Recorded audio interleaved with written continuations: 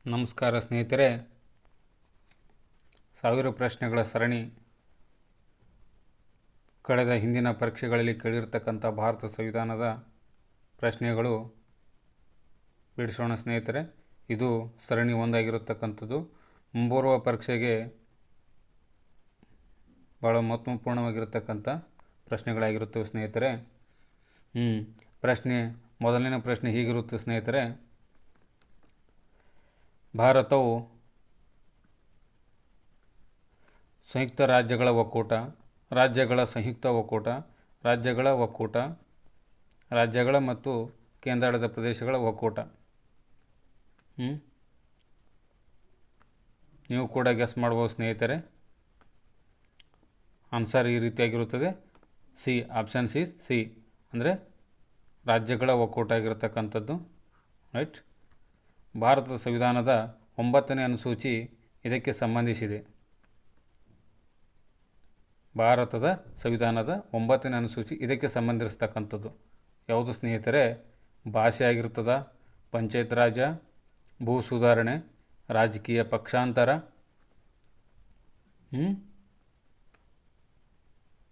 Answer is ಭೂ ಸುಧಾರಣೆ. ಭಾರತದ ಸಂವಿಧಾನ ಪೀಠಿಕೆಯಲ್ಲಿ ಎಂಬ ಪದಗಳನ್ನು ಸೇರಿಸಿದ ತಿದ್ದುಪಡಿ ಯಾವುದು?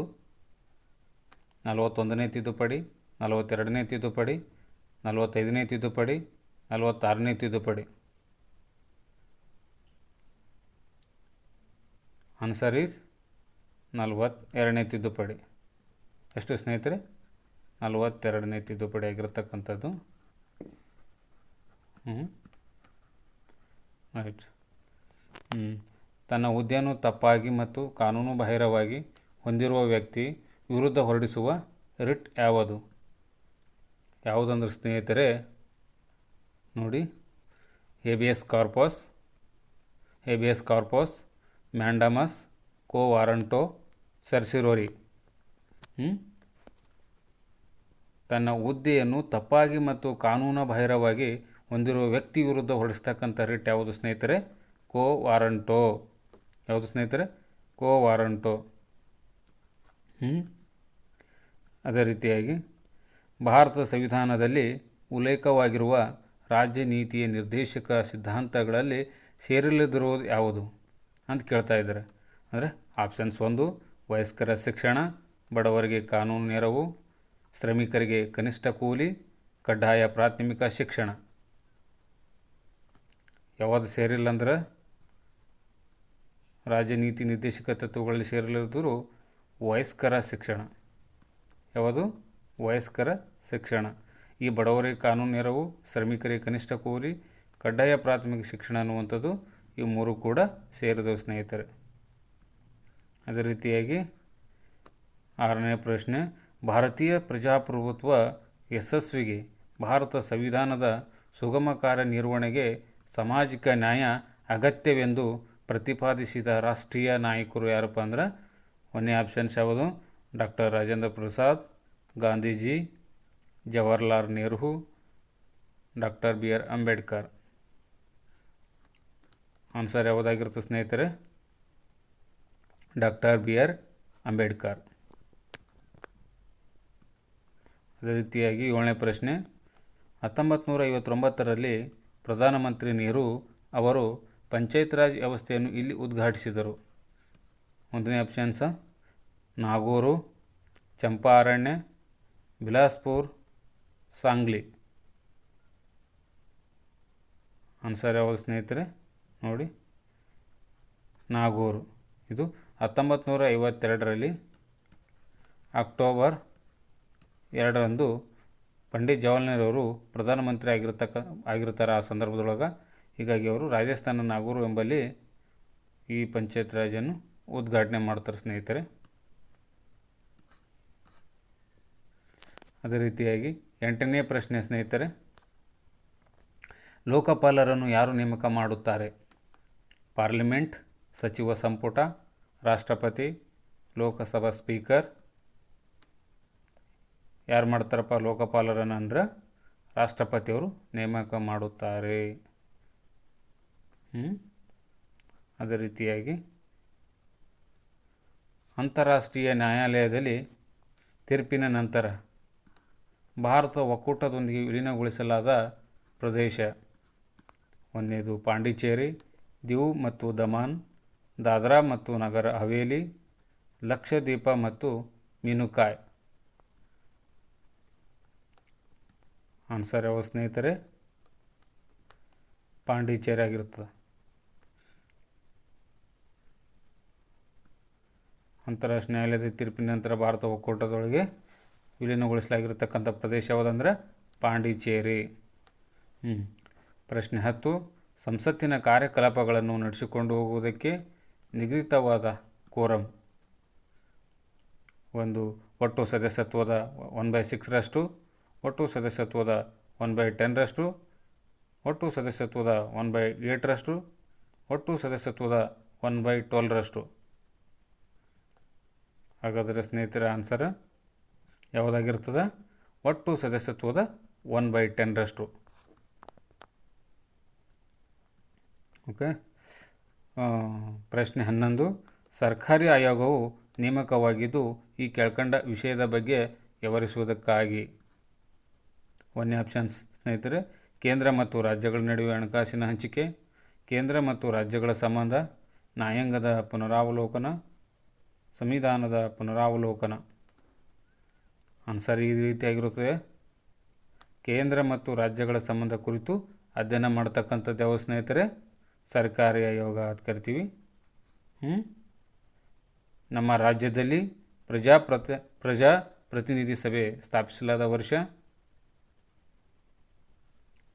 1903, 1915, 1881, 1907. ಯಾವುದು ಆನ್ಸರ್ ಆಗಿರುತ್ತೆ ಸ್ನೇಹಿತರೆ? 1881.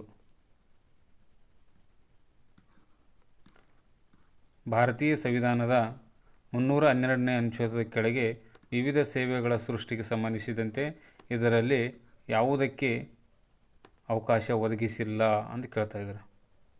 ಒಂದನೇದು ಅಖಿಲ ಭಾರತ ನ್ಯಾಯಾಂಗದ ಸೇವೆ, ಭಾರತೀಯ ಆಡಳಿತ ಸೇವೆ, ಒಂದು ಅಥವಾ ಹೆಚ್ಚಿನ ಅಖಿಲ ಭಾರತ ಸೇವೆಗಳ ಸೃಷ್ಟಿ, ಕೇಂದ್ರಾಡಳಿತ ಪ್ರದೇಶಗಳಿಗೆ ವಿಶೇಷ ಸೇವೆಗಳ ಸೃಷ್ಟಿ.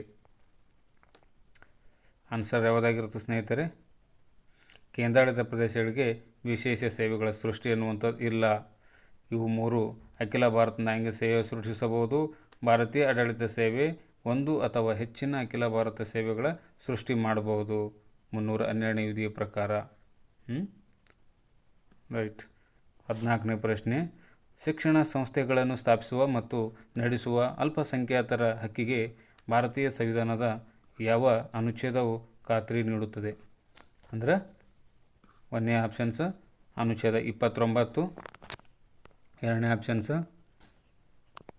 30, ಅನುಚ್ಛೇದ 30, ಅನುಚ್ಛೇದ 31, ಅನುಚ್ಛೇದ 28.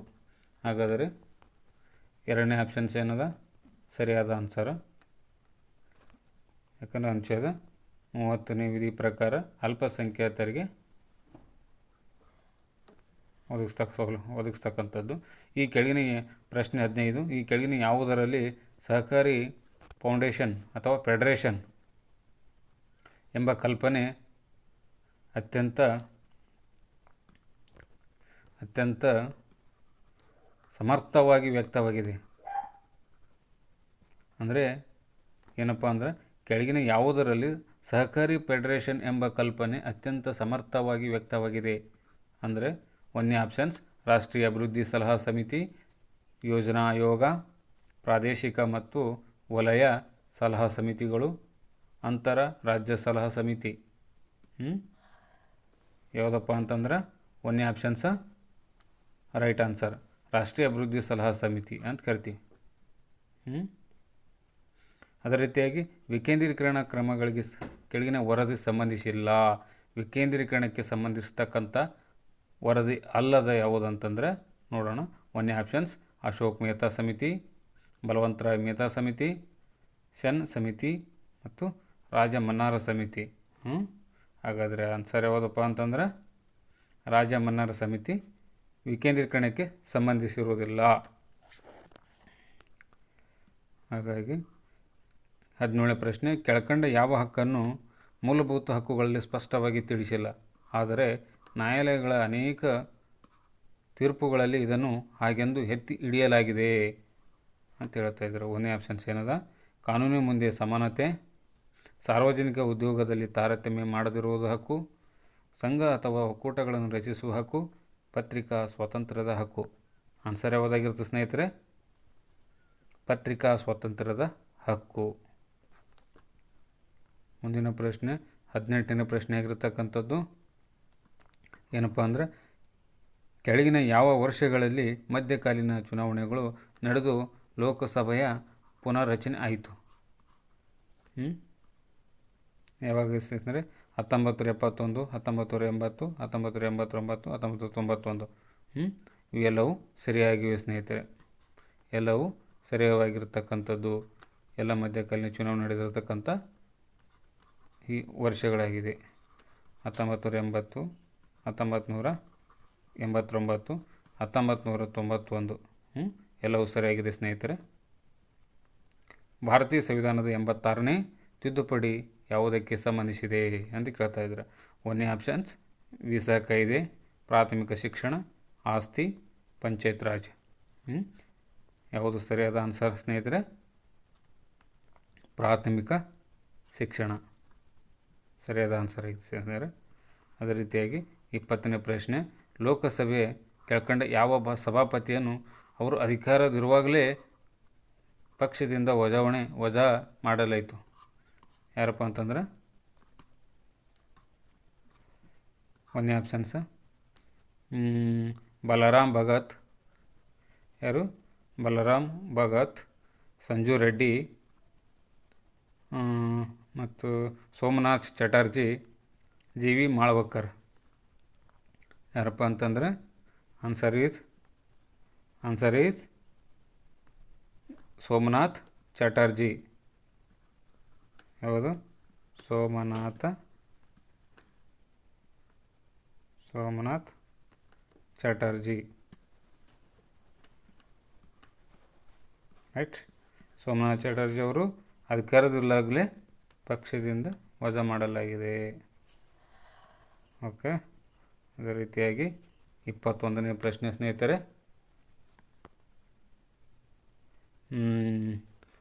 21ನೇ ಪ್ರಶ್ನೆ ಹೀಗಿರುತ್ತೆ ಸ್ನೇಹಿತರೆ, ಮೈಸೂರಿನ ಕೆಳಕಂಡ ಯಾವ ರಾಜ್ಯಪಾಲರು ಅನಂತರದಲ್ಲಿ ಭಾರತದ ರಾಷ್ಟ್ರಪತಿ ಆಗ್ತಾರ ಅಂತ ಹೇಳ್ತಾರೆ? ಮೈಸೂರಿನ ಕೆಳಕಂಡ ಯಾವ ರಾಜ್ಯಪಾಲರಾಗಿರ್ತಾರೆ? ಅನಂತರ ಏನು ಮಾಡ್ತಾರೆ? ಭಾರತ ರಾಷ್ಟ್ರಪತಿ ಆಗಿರ್ತಕ್ಕಂಥವ್ರು ಯಾರಪ್ಪ ಅಂದರೆ ಒಂದನೇ ಆಪ್ಷನ್ಸ್ ಫಕ್ರುದ್ದೀನ್ ಅಹ್ಮದ್, ವಿ ಗಿರಿ, ಸಂಜು ರೆಡ್ಡಿ, ಡಾಕ್ಟರ್ ರಾಧಾಕೃಷ್ಣನ್. ಯಾವುದಪ್ಪ ಆನ್ಸರ್ ಯಾವುದು ಅಂತಂದ್ರೆ ಆನ್ಸರ್ ಯಾವುದು? ವಿ ಗಿರಿ ಅವರು. ಯಾರು? ವಿ ಗಿರಿ ಅಂತ ಕರಿತೀವಿ. ವಿ ಗಿರಿ ಅವರು ಮೈಸೂರಿನ ರಾಜ್ಯದ ಮೊದಲ ರಾಜ್ಯಪಾಲರಾಗಿರ್ತಾರೆ. ಅನಂತರ ಏನು ಮಾಡ್ತಾರೆ? ಭಾರತೀಯ ರಾಷ್ಟ್ರಪತಿ ಆಗ್ತಾರೆ. ವಿ ಗಿರಿ ಅವರು. ಇವರಲ್ಲಿ ಭಾರತದ ಪ್ರಥಮ ಕಮ್ಯುನಿಸ್ಟ್ ಮುಖ್ಯಮಂತ್ರಿ ಯಾರು? ಒಂದನೇ ಆಪ್ಷನ್ಸ್ ಜ್ಯೋತಿ ಬಸು, ಬುದ್ಧದೇವ ಭಟ್ಟಾಚಾರ್ಯ, EMS ನಮೂದ್ರಿಪಾದ್, ಅಚ್ಯುತ್ ಮೆನನ್. ಅಂದರೆ ಭಾರತ ಪ್ರಥಮ ಕಮ್ಯುನಿಸ್ಟ್ ಮುಖ್ಯಮಂತ್ರಿ ಯಾರಪ್ಪ ಅಂತಂದ್ರೆ EMS ನಮೂದ್ರಿಪಾದ್ ಅಂತಾರೆ. ರೈಟ್. ಅಂದರೆ ಇವರಲ್ಲಿ ಸಂವಿಧಾನ ರಚನಾ ಸಭೆಯ ಮೂಲಭೂತ ಹಕ್ಕುಗಳ ಉಪಸಮಿತಿ ಅಧ್ಯಕ್ಷರಾಗಿರ್ತಕ್ಕಂಥವ್ರು ಯಾರಂದ್ರೆ ಇದರಲ್ಲಿ Nehru, JB Kripalani, BR Ambedkar, AV ತಾಕ್ತರ್. ಸರಿಯಾದ ಆನ್ಸರ್ ಯಾವುದು? JB ಕೃಪಲಾನಿ. ಮೂಲಭೂತ ಹಕ್ಕುಗಳ ಉಪಸಮಿತಿ ಯಾರಾಗಿರ್ತಾರೆ? JB ಕೃಪಲಾನಿ. ಮೂಲಭೂತ ಹಕ್ಕುಗಳು ಯಾರಾಗಿರ್ತಾರೆ? ಸರ್ದಾರ್ ವಲ್ಲಭಾಯ್ ಪಟೇಲ್ ಅವರಾಗಿರ್ತಾರೆ. ಅದೇ ರೀತಿಯಾಗಿ ಇವುಗಳಲ್ಲಿ ಯಾವ ದಿನಾಂಕದಂದು ಭಾರತದ ಸಂವಿಧಾನಕ್ಕೆ ಮೊದಲ ತಿದ್ದುಪಡಿಯನ್ನು ಮಾಡಲಾಯಿತು ಅಂತ ಕೇಳ್ತಾ ಇದ್ದಾರೆ? ಯಾವಾಗಪ್ಪ ಅಂತಂದರೆ 16ನೇ ಜೂನ್ 1952, 18ನೇ ಜೂನ್ 1951, 17ನೇ ಜೂನ್ 1951, 18ನೇ ಜೂನ್ 1958. ಸರಿಯಾದ ಸ್ನೇಹಿತರೆ 18ನೇ ಜೂನ್ 1951. 18ನೇ ಜೂನ್ 1951. ಓಕೆ, ಇದೇ ರೀತಿ ಇವುಗಳು ಯಾವುದು ಭಾರತ ರಾಜಕೀಯ ಹಕ್ಕುಗಳ ಒಂದು ಭಾಗವಾಗಿಲ್ಲ ಅಂತ ಕೇಳ್ತಾ ಇದ್ದಾರೆ. ಆಪ್ಷನ್ಸ್ 1 ಇದು ಮತ ಚಲಾಯಿಸುವ ಹಕ್ಕು, ಮತ ಚಲಾಯಿಸದ ಹಕ್ಕು, ವಾಪಸ್ ಕರೆಸಿಕೊಳ್ಳುವ ಹಕ್ಕು, ಮಾತನಾಡುವ ಹಕ್ಕು. ಯಾವುದಾಗಿಲ್ಲ ರಾಜಕೀಯ ಹಕ್ಕುಗಳಲ್ಲಿ ವಾಪಸ್ಸು ಕರೆಸಿಕೊಳ್ಳುವ ಹಕ್ಕು. ಓಕೆ, ಧನ್ಯವಾದಗಳು ಸ್ನೇಹಿತರೆ. ಈ ಒಂದು ವಿಡಿಯೋ ವೀಕ್ಷಿಸೋದಕ್ಕಾಗಿ ಧನ್ಯವಾದಗಳು.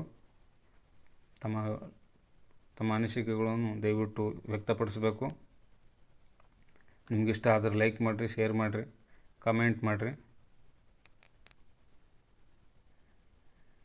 ಧನ್ಯವಾದಗಳು ಸ್ನೇಹಿತರೆ.